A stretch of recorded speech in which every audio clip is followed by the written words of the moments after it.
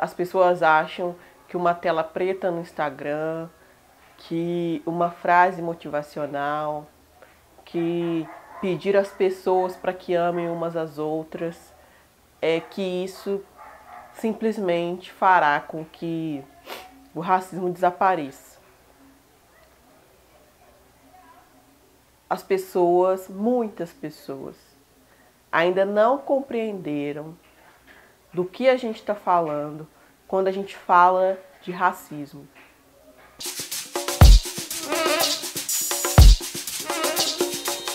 Oi, eu sou Maristela Rosa, está começando mais um Papo de Preta.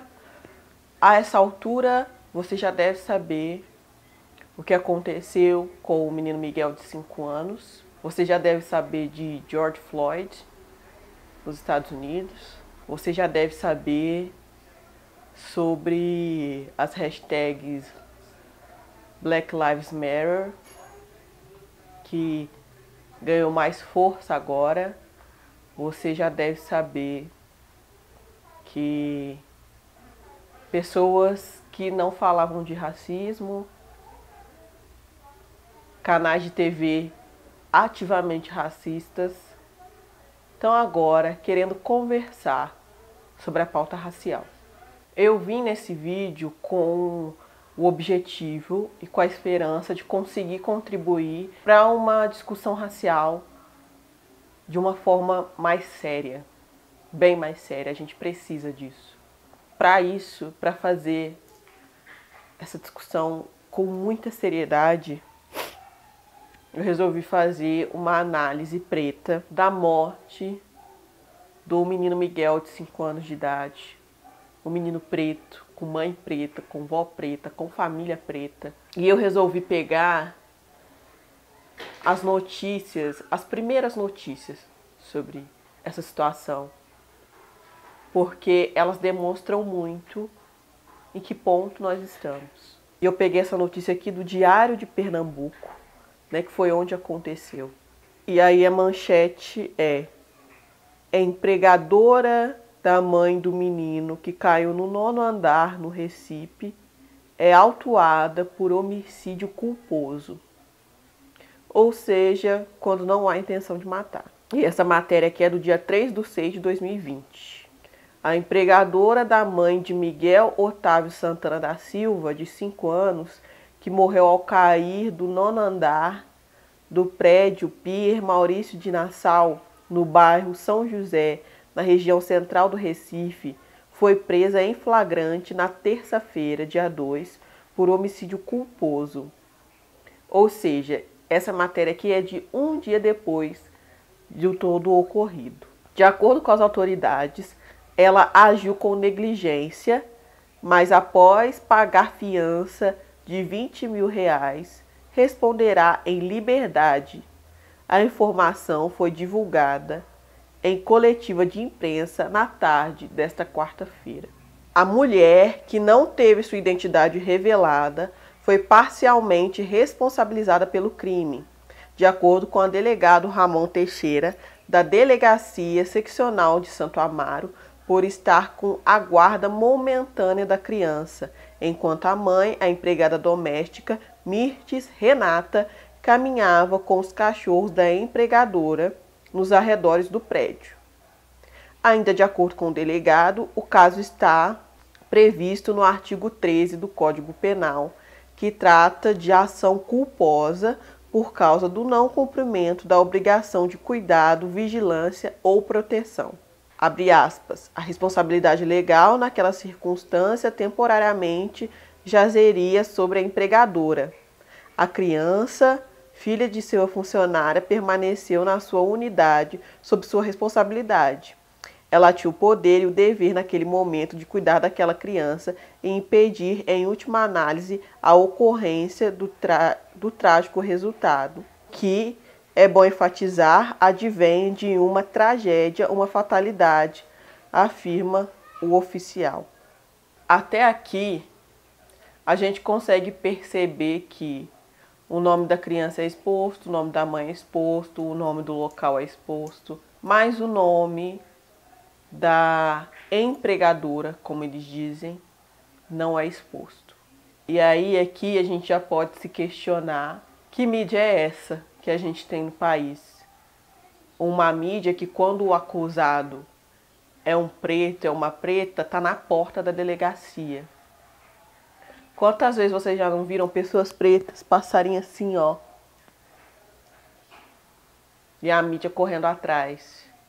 Quantos memes espalhados por aí na internet não são justamente de pessoas pretas que foram presas porque, sei lá, porque brigaram na rua, pessoas presas porque foram acusadas de roubar, de algum furto em loja, de confusão na rua. Quantos desses memes não são exatamente isso? Mas aqui a gente tem a proteção da acusada. Para quem ainda não entendeu o que aconteceu, a Mirtes é uma mulher negra, pobre, trabalhadora doméstica. E nesses tempos de pandemia, nesses tempos que a gente está dizendo fique em casa, proteja a sua vida, proteja a vida dos seus, ela não teve a oportunidade de ficar em casa, obviamente. Porque em uma sociedade classista e racista, o preto, pobre, não tem escolha. A preta, pobre, não tem escolha. Ou ela trabalha, ou ela trabalha. A Sari, que hoje a gente sabe que é a empregadora da Mirtes, ela tem 20 mil reais para pagar a fiança e ficar em liberdade.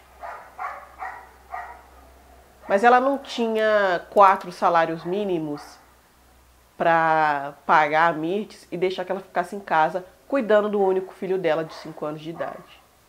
Bom, aí a Mirtes vai trabalhar e como nós estamos em momento de pandemia, obviamente, Miguel estava em casa.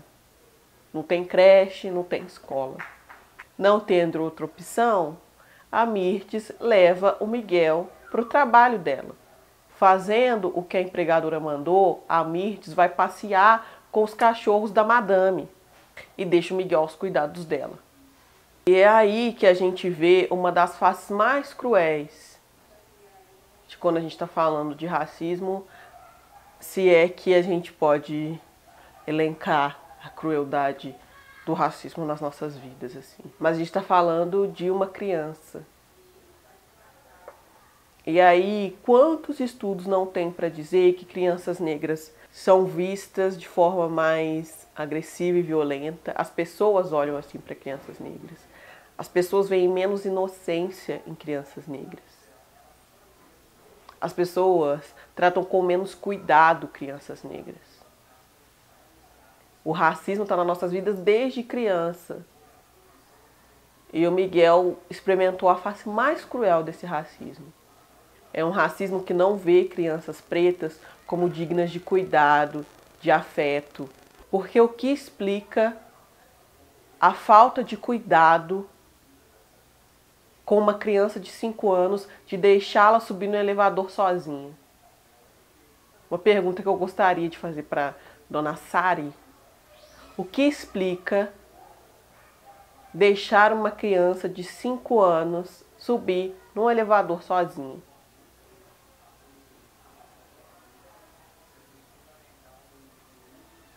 O que ela estava esperando que acontecesse?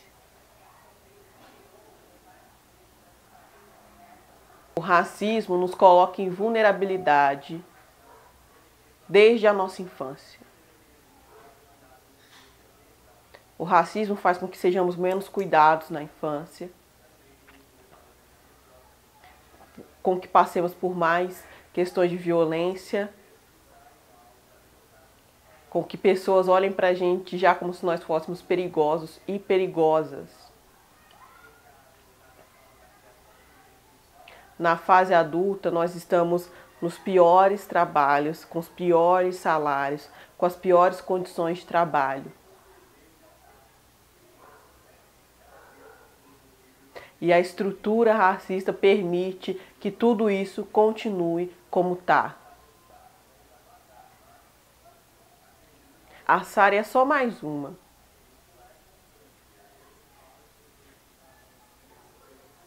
Todo mundo, todas as pessoas brancas que estão agora nas suas casas em plena pandemia e deixaram a empregada junto, porque ela escolheu ficar, porque para ela é melhor, porque aqui para ela é mais confortável, porque nós conversamos e chegamos à conclusão de que era melhor para ela ficar aqui, todas são iguais.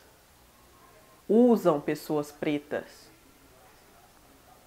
Não olham para pessoas pretas como pessoas dignas de cuidado, de respeito, de atenção, tanto quanto elas. Não adianta dizer que vidas negras importam se as suas atitudes diárias dizem o oposto. Hoje, a Mirtz está sem o filho dela, de 5 anos de idade. E ela já deu entrevistas. Ela, no dia seguinte à morte do filho dela, ela estava sendo assediada pela mídia para dar entrevistas. E aí a mídia dizendo, a mãe muito abalada não quis dar entrevistas, vocês esperavam o quê? Mas o nome da responsável por tudo isso foi ocultado. E mesmo agora nós sabemos o nome dela, o rosto dela, quem ela é, eu não vi ainda a mídia indo lá assediá-la como fez com a família, sem o menor respeito por essa dor. A responsável merece ser poupada, claro, ela é branca, ela é rica, mas a família preta vão explorar ao máximo essa dor. É disso que a gente está falando quando a gente fala de racismo, é de desumanização. É a desumanização que faz em plena pandemia a dondoca, a branquinha, querer a preta lá para limpar o chão dela, para limpar o prato dela. Porque ela não pode levantar para fazer isso, obviamente. É uma mãe preta em plena pandemia não poder ficar em casa com seu filho, porque senão ela não tem o pão de cada dia. Muitas mães pretas que são empregadas domésticas sabem o que é ter que expor o seu filho preto a essas pessoas. O quanto é violento. E no caso do Miguel, foi fatal. O racismo matou o Miguel.